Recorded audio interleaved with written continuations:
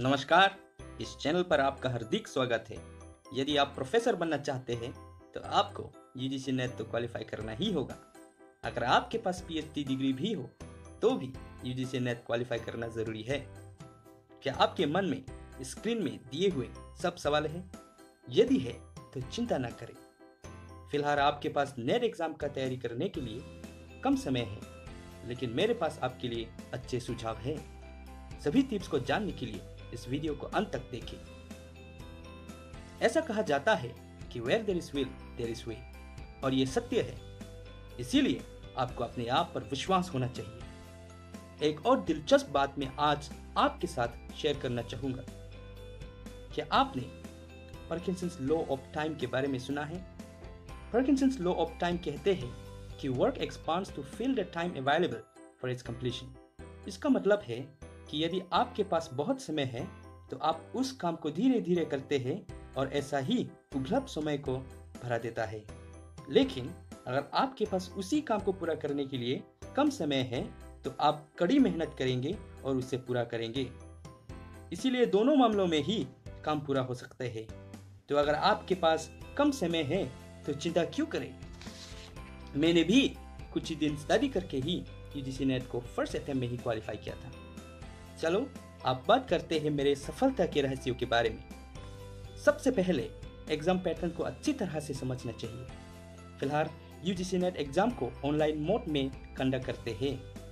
Questions multiple choice type का होते हैं। मीडियम ऑफ लैंग्वेज आपको इंग्लिश और हिंदी में से एक चुनना है। मैंने पहले इंग्लिश में एग्जाम दिया था। एग्जाम को 2 पेपर में डिवाइड किया है। पेपर 1 में 2 मार्क्स का 50 क्वेश्चंस है और पेपर 2 में 100 क्वेश्चंस है, which is also of 2 marks each. ऐसा ही एग्जाम्स का टोटल मार्क्स 300 हो जाता है। एग्जाम का ड्यूरेशन अभी 3 आवर्स है और फिलहाल कोई भी टाइप का नेगेटिव मार्किंग्स नहीं है। फिर भी आपको इस साल में जो भी गाइडलाइंस एग्जाम से पहले देंगी वो अच्छी तरह से पढ़ लेना चाहिए, क्योंकि कुछ अंतर भी हो सकते हैं। उसके बाद आपको सिलेबस पता होना चाहिए। यदि आप सिलेबस को अच्छी तरह से नहीं जानते हो तो आपको सफलता का रास्ता नहीं पता है। सिलेबस एग्जाम का नक्शा की तरह होते हैं, क्योंकि यही आपको दिखाते हैं कि कौन सा टॉपिक आपको पढ़ना चाहिए। एग्जाम पैटर्न और सिलेबस को अच्छे से जानने के बाद आपको जल्दी से जल्दी तैयारी शुरू कर लेनी चाहिए। कंप्लीट स्टडी मटेरियल्स बाजार से या फिर दोस्तों से खोज कर समय बर्बाद मत करो और सिलेबस देख के कोई भी टॉपिक का स्टडी मटेरियल इंटरनेट से ढूंढ के या फिर जो भी आपके पास बुक्स है उसी में से पढ़ लेना चाहिए। एक और महत्वपूर्ण बात आपको याद रखना चाहिए, वो है स्मार्ट स्टडी। आपको हर दिन पढ़ना चाहिए, लेकिन ओवर टाइम करना नहीं चाहिए। वो इसीलिए है क्योंकि अगर आप बहुत ज्यादा समय के लिए पढ़ेंगे तो आपका दिमाग स्मार्ट तरीके से काम करने में थक जाएगा। इसीलिए आपको सिर्फ उतना पढ़ना है जितना आप कंसंट्रेट कर पाते हैं।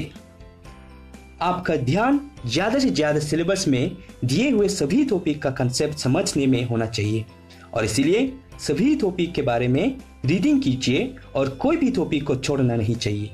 एग्जाम में कॉम्प्रिहेंसिव न्यूमेरिकल प्रॉब्लम्स नहीं देता है, इसलिए कॉन्सेप्ट्स को ही समझ लीजिए। ये सब तरीके से तैयारी करने के बाद आपको एग्जाम से पहले रिवाइज करने के लिए समय निकाल लेना चाहिए।